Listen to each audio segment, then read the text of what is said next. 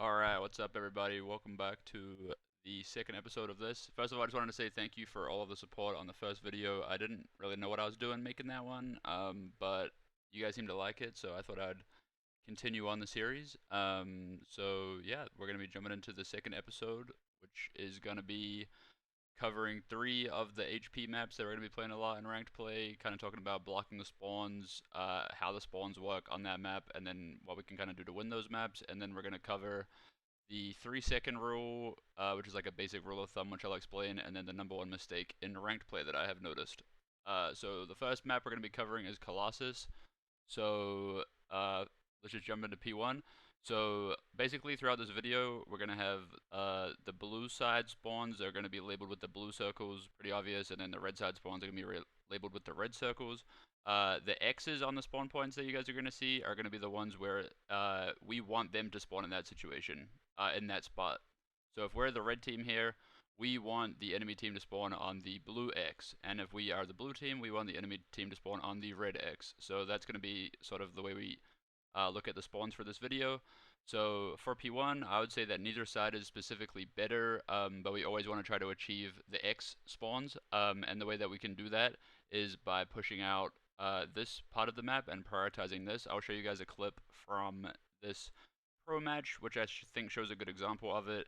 And if we pressure this side, then we'll spawn them here, and if we pressure this side, then we will spawn them here. So the example that I'm going to use is from the Gentlemaids and the Falcons match. I think Gentlemaids did a great job of, we can see on the minimap, they are heavily prioritizing this statue side of the map, and they will continuously layer this part of the map, even when it comes to sacrificing the hard point, which we'll see in a moment here. I think they actually end up leaving the time for a little bit just to prioritize these kills on the right, and you can see Envoy trying to push through the right there to make them spawn in that deeper spot like we were talking about.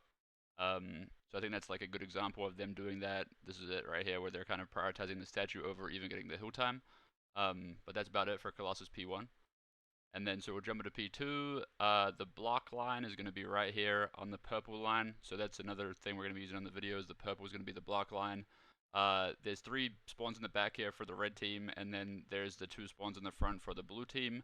I think ideally we want to be the red team in this situation, and we want to spawn them on the blue X. It's similar to P1. The way we do this is by pressuring the front here in the green box, or playing through top middle as well. So either doing this or that will force them to spawn in the deeper spot. So then jumping into P3, similar concept to P1, we want to spawn them on the red X or the blue X. So it does get a little bit tricky here, because I'd say we want to have the blue side here just because we have the priority for the P4 in this situation. So a setup that I'll see often that you'll get into is you'll have a lot of teammates around the time, and someone might get pushed out here towards this crate. So if we are in that situation, the block spot usually, if we're the blue team here, is going to be just sitting kind of like around this Godheady area. But if we are pressuring here, there is a possibility that we can cause splits on this blue X from the red team. So what we need to do is make sure if we're number 4 here and we're sitting on the Godheady, and we notice that our teammate is pushed up here, we need to shift over more towards this middle kind of lobby part of the map, just to make sure that we block this spawn and this spawn, so that they spawn here instead of splitting behind us and making the map chaotic. So this would just be like kind of like a basic setup to avoid that happening. This guy has like top mid push through, or he can just focus to right and hold the tunnel. This guy's playing out front with help of his teammate, and then this guy's blocking and kind of just holding the top mid push through as well. Okay, and then for the last hill for this map, it's going to be P4. The block spot is again going to be just kind of like in this area. It just does depend on kind of where the enemies are and where you guys are, and if the hill is in your control or if it's white. We definitely want to have the blue side in this situation. And then we want them to be spawning on this red X. So again, I'll show you guys another clip showing kind of like what I mean by all of this. And we again want to play through the statue side and this P1 side of the map. So in the clip, I think it's Falcons against Gentlemaids. It's actually the same map of the first clip, but this time we're watching the Falcons. So you can see the white arrows here. They are pushing this out aggressively to make them get the deeper spawn, and they're trying to prioritize I think it's on this next wave right here. We'll see them trying to prioritize having the statue control to force the enemies to spawn deeper over here. So I think that's like a good way of showing it to you guys. And that's it for Colossus. So we're gonna jump into Scar, which will be our second map here. So for P1, I think we already touched over this in the first video, but the ideal spawn right here is going to be this purple area. So we spawn right next to the hill. We have a lot of options we can do if we spawn here. So this is always going to be our priority, and basically the block is just standing kind of like in line or behind the concrete wall. So we've got 2 spawn points here, and these are obviously depending on where the enemies are, but then this is the one that we want to try to have almost all of the time on the P1. So in terms of reading these other spawns, I think our priority should be to try to spawn them here, and I feel like that's the spawn that you'll see the most, because most of the time if you do have the hill control, you will see your teammates in yellow or even pushed out on the left here. You can literally push all the way up to here and make them spawn kind of back here, and you just have such a good way of cutting them and layering your setup. So that's something else that you can try to do. Just make sure that you have a teammate that's actually blocking the concrete spawn, or else they will just instantly spawn behind you.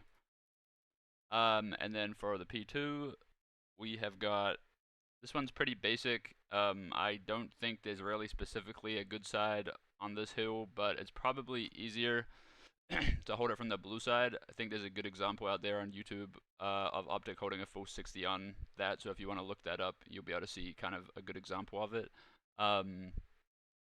But basically, if you're the last guy in line, you always want to play either in this purple area or in this purple area. So this way you're blocking the spawns on this side, and you're making sure that the game is simple, and you're spawning them all on one side of the map. So basically, what I put here is more for advanced, or if you want to try and do something new, or something that you could kind of add into your gameplay, would be if you're the last guy here, right? So say you're holding this, and your teammate dies, but you don't have any kills yet. Your teammate is guaranteed to spawn on your side still, right? Like, he's not gonna spawn, the enemy team's not gonna spawn here because you don't have any kills. So there's no way they're gonna spawn here, so you don't need to worry about the block right here for a second. So what you could do, if you're this guy, you could either help your teammates in the hill, or if they still have control, you can take your time and pinch mid and pressure them here, because they will not be expecting that when they've just made a kill, and then your teammate can just refill the block off spawn. And it's the exact same situation on this side. Say you're here holding, you have 2 teammates by the hill, 1 person dies, you still have 2 teammates around here, you can run down mid, cut them here, flank this, make them spawn deeper, and then your teammate who spawns up is going to spawn right here and just refill your spot, and then he's blocking again, and you're good. I hope that makes sense. But yeah. Then jumping into P3, I do have a clip here to show you guys from the Optic match against Minnesota G2. We can look at that in a second, but the spawn points are basically pretty basic on this one. It doesn't really matter what side you have, just obviously prioritize getting to the plane before the enemies, because everyone knows how OP this hitty is, especially with spam sneaking in ranked play. So I think having the blue side is better, obviously just because you have spawns for new. But I'd say you probably want to spawn them here, and it's a lot easier to trap them, I think, on this side than it is to trap them on this side. But the example that I have right here is the line where you push to block the spawns. So you're going to see Shotzi push here, and as soon as he pushes past that purple line, which I had outlined on the last slide, they instantly spawn behind you here.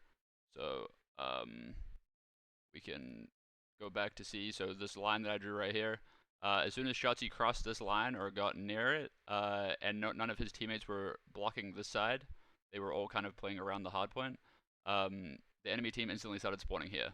So Optic didn't make the kills here, so they didn't actually guarantee the flip, but I'm just saying, as soon as you cross this purple line, you will start spawning them behind you, so that's just something to be careful of, or something good you can do towards the end of the hill to flip the enemies. P4 for this one, we're going to be talking about like reading the spawns. I think this is one of the harder maps, the harder hills in this game, just because there are so many different spawn points on both sides.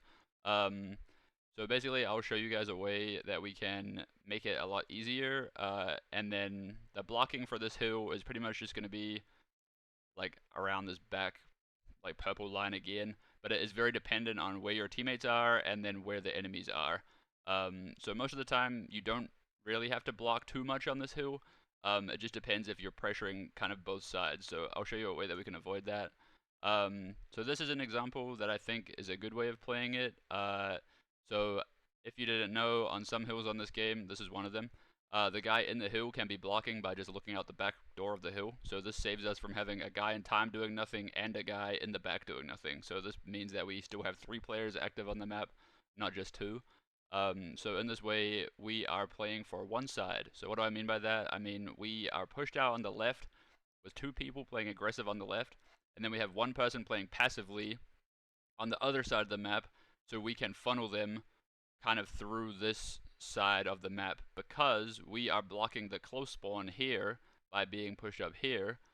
They have to take longer routes to come back this way, or they will probably likely just run down mid because it's ranked play and they're not very smart players. So in this situation, we basically have like a triple team crossfire to cut them in middle, and it's going to be a super easy way to hold all this time. And then also if we're pushed out here, we can play aggressively through this when the hill starts to get lower in the time, and then we can start causing flips and splits for the enemy team to spawn around here, or even in the back if this guy moves forward. And then the last hill for this map is going to be our P5. So this one's a little bit hard to block on, and it's also very dependent, but I would say ideally we want to have them spawn here or here, and then we are going to be basically playing tight around the hill, but it depends on, we don't need to block unless we're playing aggressive through like another part of the map. So if we're pushed out on the plane, we could cause splits in the back if we do not have anyone kind of back here. The guy in the time can look towards the back, but that doesn't necessarily always block it because of this truck that's right here, and you're not directly looking at the spawn point. So making sure that the guy who's in top green, who we're most likely going to have someone there, is able to back up and block the hill, just the back, just depending on where our teammates are. But most of the time, you'll probably just be playing tight on this hill, so I wouldn't worry about it too much. And then try to run through Den real quick, so I didn't want to make this video too long. But basically, the block spots on this map are going to be both of the purples for the P1s. This hill can be a little bit tricky because if you push up, where I wrote careful right here, if you push up around here, you can start causing splits. Say you're the blue team and you're holding from this side. If your teammate pushes up here, you can start causing splits behind you. So the way to avoid that is to make sure that the teammate that's blocking, or if it's you that's blocking in this situation, make sure you're in the middle of the spawn points. So if you are too far over to this side, blocking, say you're rotating to P2, you can cause them to spawn here. And say you are holding from top broken and you think you're blocking from there, there is a high chance that they will spawn in P2. So make sure to avoid that. You just play through the middle of the back, and just make sure you look at your scoreboard to see when the enemies are alive, and you can know when you need to get off the block, if that makes sense. We can cover that whole like reading the scoreboard in the next episode. Similar concepts to Colossus here on the Den P2. So this green area is somewhere where if we're in the back, we want to push this side out to make them spawn on the red X. So they will primarily spawn here, but if we pressure this, we can make them spawn deeper. And then it makes their life a lot harder, because if they go through middle, right, which they probably will because they're not smart, they are going to get funneled through this tiny little doorway right here. This is so impossible for them to break the hill through this doorway because everybody has nades, stuns, and it's a tiny little doorway that you can't really do anything through. So they're most likely going to get mowed down. So if you just block the back and you play aggressive through here, spawn them here, then it should be quite easy to hold a full 60 on this. There is one clip that I want to show you guys just to be aware of on this hill. So this is another one like similar to P1 where blocking the back, we need to make sure we are around the middle of the block area. We don't want to be specifically on one side, because if we're all the way on the right over here blocking, we can spawn them in this back area, and if we're all the way on this side, we can spawn them in this back area. So the example I have is right here on this rotation. So from the Optic G2 game, he spawns right here, and then this is unlucky just because he spawned there, not much he can do about it. but the enemy team instantly spawns like back here, just because he's not in the middle of the back, he's only on one side. So that's something to be careful of. Just keep aware of that spawn being open. And then if we jump into P3, I would say this is the #1 mistake in ranked play, and this is like a great example of it. Of your teammates are most likely, say this P3 is up, right? You spawn here in the blue circle in the middle of the map. Your teammates are probably going to sprint at the B cut and try to break this through the middle of the map, right? Okay, this is never going to work. I'd say you have about a 0.05% chance of breaking this hill. So assuming your teammates are going to do that, what you need to do based off that is you need to go back and go around your side to try to get this closer spawn so that you can make your teammates come front with you. You can kind of mind control them. Or if it's closer towards the end of the hill or the second half, you can play through middle with them, but don't hit the B cut. Go through middle and try to flip the spawns so that your teammates will spawn with you on this side, and then they'll kind of be forced to play for the rotation, if that makes sense. So you can sort of make your teammates do things by influencing the spawns. So I would say that's something that we can do to make our teammates play smarter.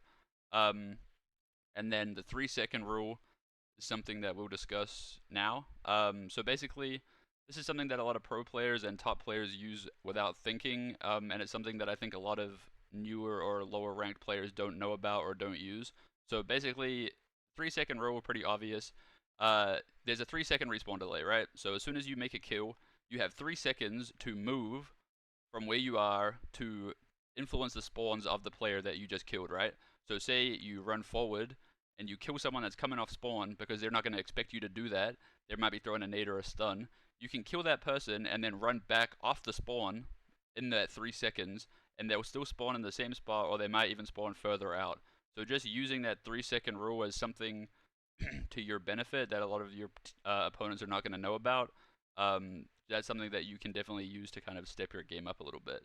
And then the last hill we're going to talk about is the Den P4. We covered this in the first episode, so I won't go too in-depth into it. But the blocking is sort of just like right here in this back square area. And then ideally we want to be having the back spawns and then flowing through the time to make them spawn back here, or priority spawn them over here, and then they kind of get funneled through a bad spot, and they're likely going to be split up with how they're breaking the hill.